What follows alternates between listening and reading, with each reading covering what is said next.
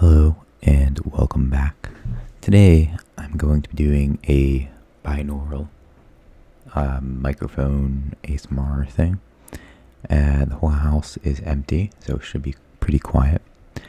And I have the gain here turned up quite a bit.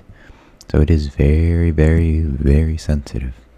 So I'm going to be reading from Stephen Hawking, The Illustrated A Brief History of Time, the Universe in a Nutshell. And I'm just going to go to a random page here. I'm going to start. Chapter 2. I'm also going to be leaning very low here since it'll fit if it's my desk. Making sure it was recording. Our present ideas about the motion of bodies date back to Galileo and Newton. Before them, people believed Aristotle, who said that the natural state of body was to be at rest, and that it moved only if driven by a force or impulse.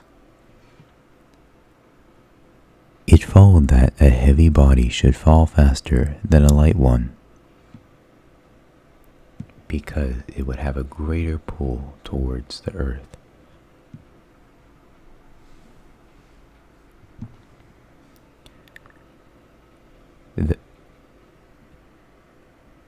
I think I'm trying to do a bit of unexpected triggers too.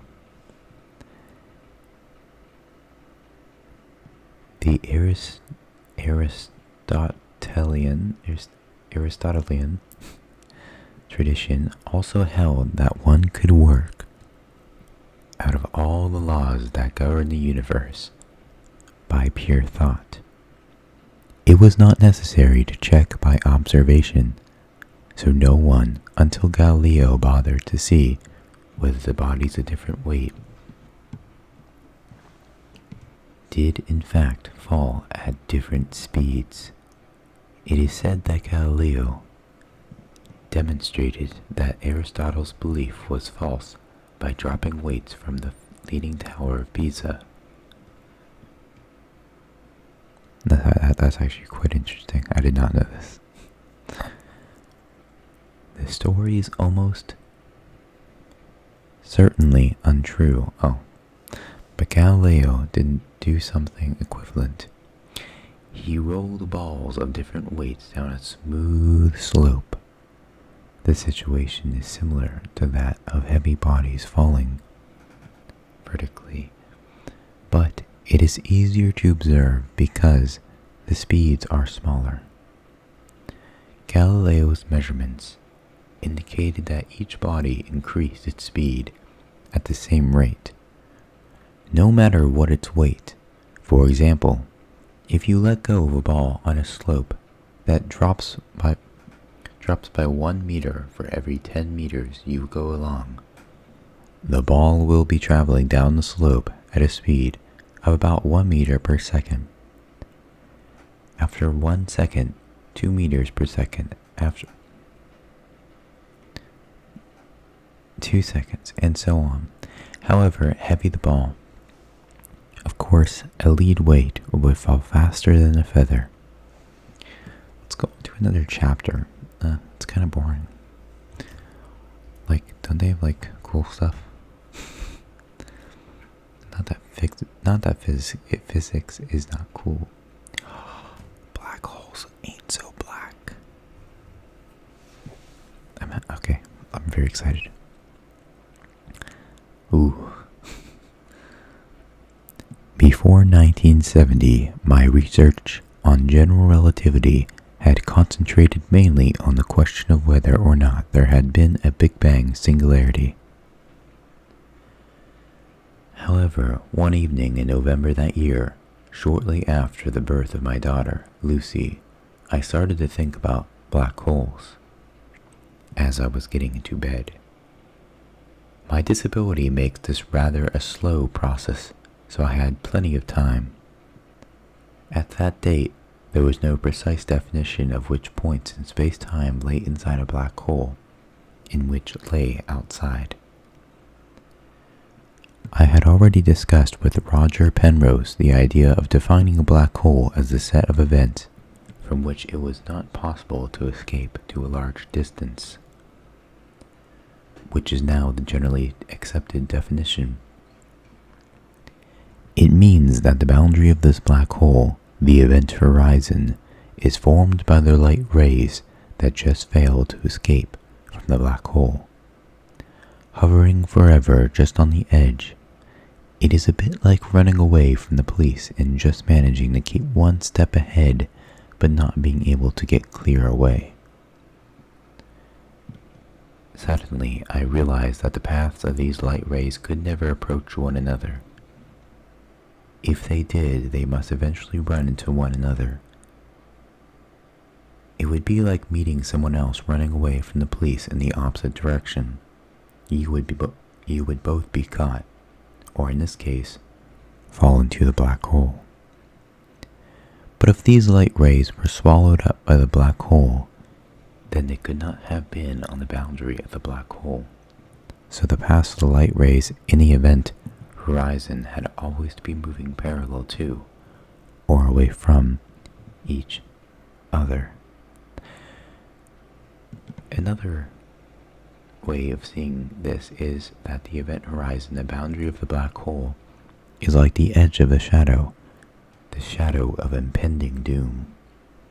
If you look at the shadow cast by a source at a great distance, such as the sun, you will see that the rays of light in the edge are not approaching each other. If the rays of light that form the event horizon, the boundary of the black hole, can never approach each other, the area of the event horizon might stay the same or increase with time. But it could never decrease, because that would mean that at least some of the rays of light in the boundary would have to be approaching each other. In fact, the area would increase whenever matter or radiation fell into the black hole, or if two black holes collided and merged together to form a single black hole. The area of the event horizon of the final black hole would be greater than or equal to the sum of the areas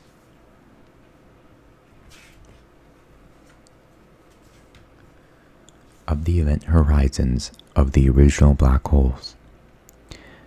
This non-decreasing property of the event horizon's area placed an important restriction on the possible behavior of black holes. I was so excited with my discovery that I did not get much sleep that night. The next day I rang up Roger Penrose. He agreed with me. I think, in fact, that he had been aware of this property of the area. However, he had been using a slightly different definition of a black hole. He had not realized that the boundaries of the black hole, according to the two definitions, would be the same, and hence, so would their areas, provided the black hole had stretched down to a state in which it was not changing with time. The non-decreasing behavior of a black hole's area was very reminiscent of the behavior of a physical quantity called entropy, which measures the degree of disorder of a system. It is a matter of common experience that disorder will tend to decrease if things are left to themselves. One has only to stop making repairs around the house to see that. One can create order out of disorder. For example, one can paint the house, but that requires expenditure of effort or energy that so decreases the amount of ordered energy available. A precise statement of this idea is known as the second law of thermodynamics. It states that the entropy of an isolated system always increases, and that when two systems are joined together, the entropy of the combined system is greater than the sum of the entropies of the individual systems. For example, consider a system of gas molecules in a box. The molecules can be thought of as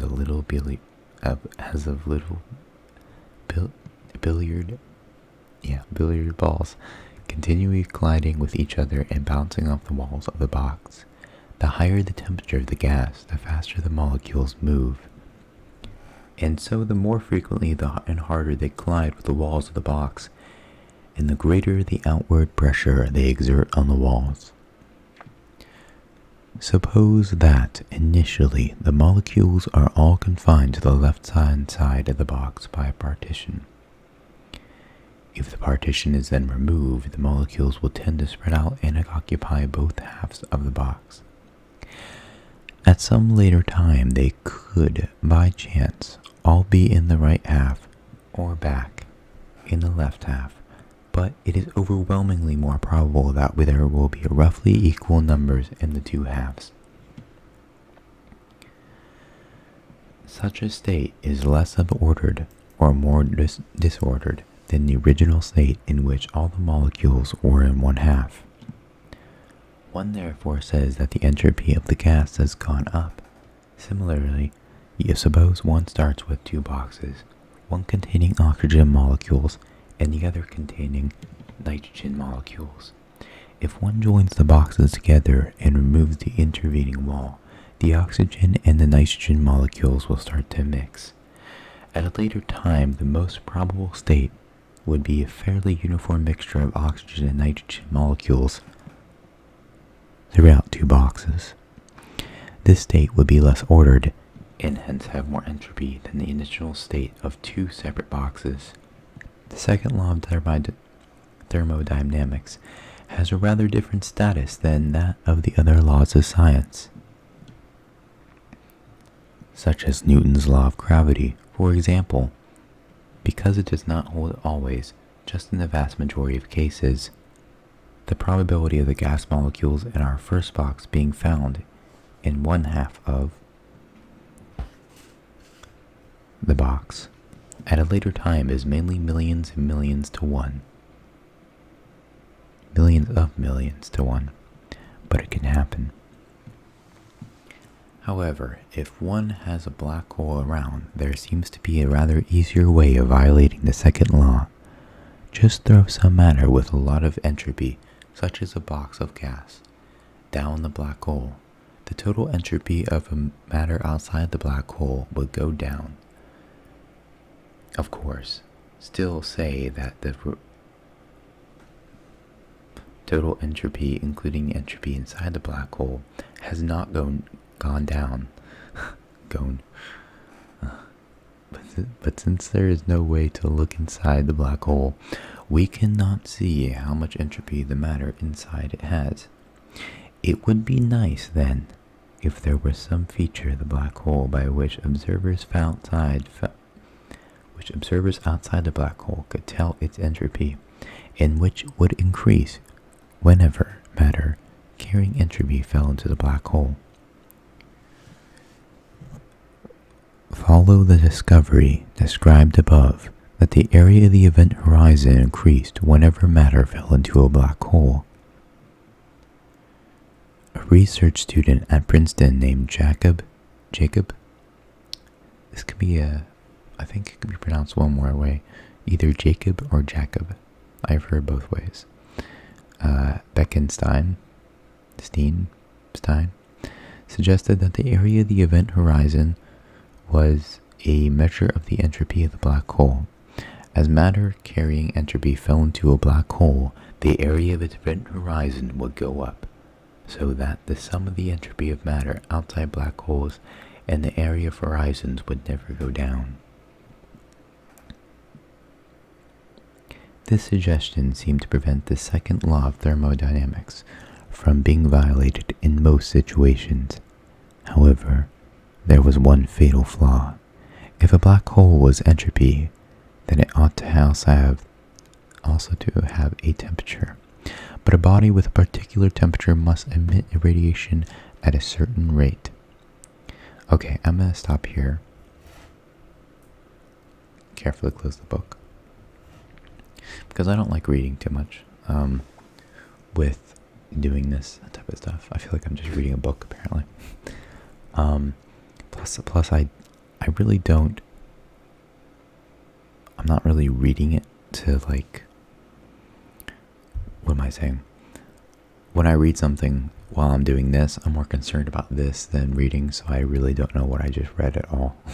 I remember the word thermodynamics though, and I found the Leaning Tower of Pisa fact interesting, although it said it wasn't true. So, what I'm going to do in the last 5 minutes, maybe depending, is kind of just talk about black holes in general, because I think they're quite fun. So, I don't know if I already did this on this channel, but I like black holes, and I think they're cool, and I gave it was an informative speech. I almost said persuasive. Informative speech in college about them. So I know not per se facts about black holes, but what I think I could remember about the speech 3 years ago, that I can kind of give you some fun information, I guess, and then you can maybe look it up if you are curious.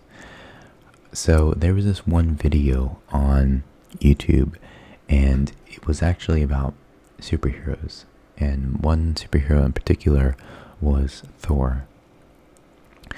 And if you don't know Thor has a hammer called Mjolnir.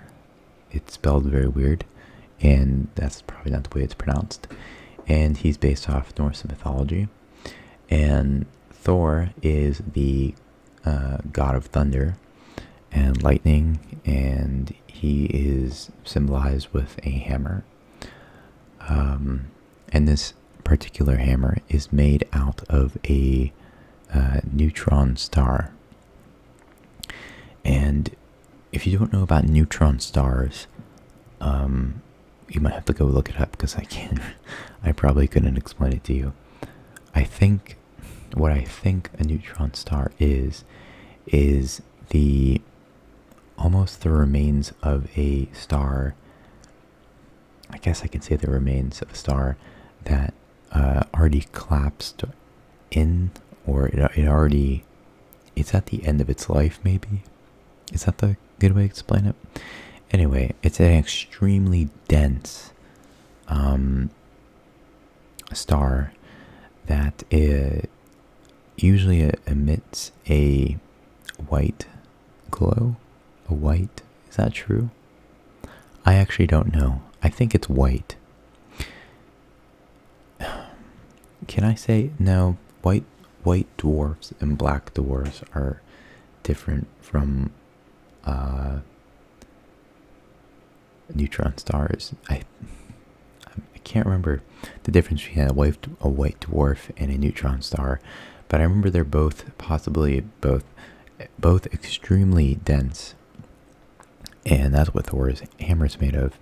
And the video was kind of explaining how if you put Thor's hammer on Earth, it would actually just go completely straight through Earth and, well, basically end life as we know it. It would explode the world, I think. So it's extremely powerful, and I think they had a fact where if you took a teaspoon of a neutron star, or the particles of a neutron star or whatever, it would be many, many tons of pounds, and I can't give you the fact right now because I can't remember, but it was amazing. Like, it was incredible. And basically what I'm trying to get at is black holes, basically, how much more dense are black holes compared to neutron stars? Well, I don't think we're certain with science, because we can't really study black holes up close, well, for a lot of reasons. One being that they're pretty far away, but I almost lost my train of thought. But they would be possibly infinitely more dense, because their density is said to be infinite, to a point where it goes beyond and it makes a singularity. And to give you an example of this, if you took, I believe the example was Manhattan. I could be wrong. If you shrunk Manhattan to the size of feel like I'm gonna mess up here. Either it was a peanut or either it was an atom. You would get a black hole. If you, I think it was Earth. If you shrunk Earth the size of a peanut, maybe. I can't remember. Everything, I don't want to say everything because I don't know much about this. Correct me if I'm wrong. Almost everything in our universe can turn into a black hole if it was compressed to a certain degree where it would be shrunk to beyond its weight or something like that. And I think that's very interesting. So it does need an incredible amount of pressure, and that's what really causes a black hole with stars. When they die, they big stars will expand like our sun will, many millions of years possibly. I don't remember when.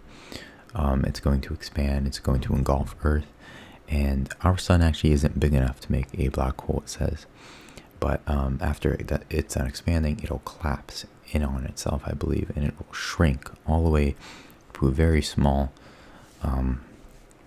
either white dwarf or maybe a black dwarf or yeah, something like that. And the really cool thing about black holes is I also saw another video where they will be like the last thing in the universe. So beyond planets, when planets have been all destroyed, either by black holes or by other things, and when there's like no other star out there, this is like billions of years into the future, maybe way longer than that.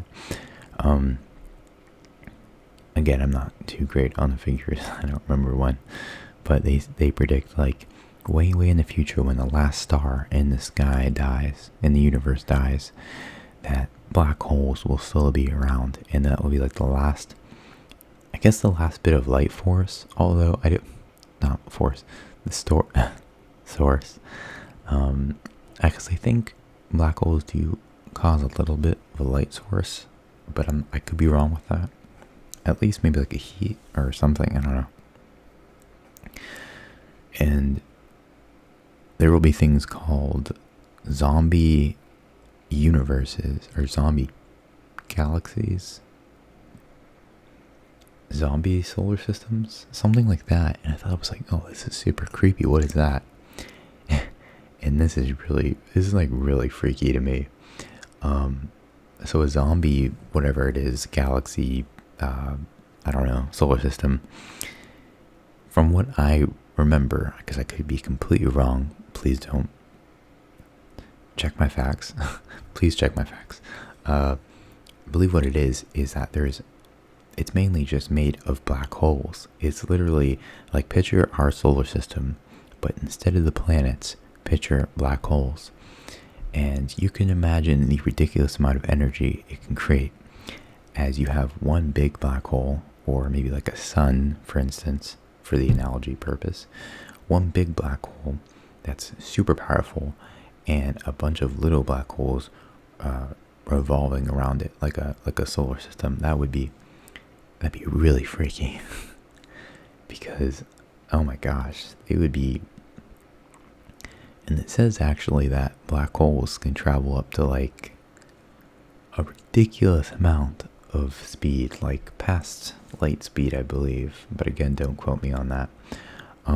Which I think is amazing. And it certainly could keep you up at night if you thought about it.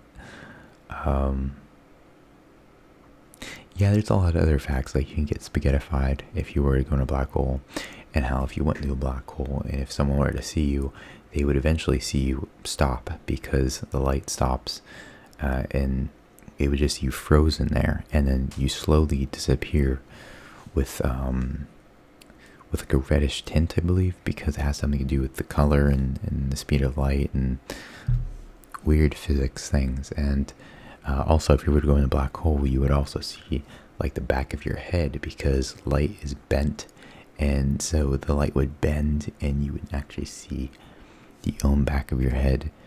And yeah, I just think black holes are really cool because they're really freaky and they're really crazy. They have some weird properties that we don't know about. Sorry I haven't been doing binaural this whole time. I just got really excited. Okay, so I think I'm gonna leave the video there.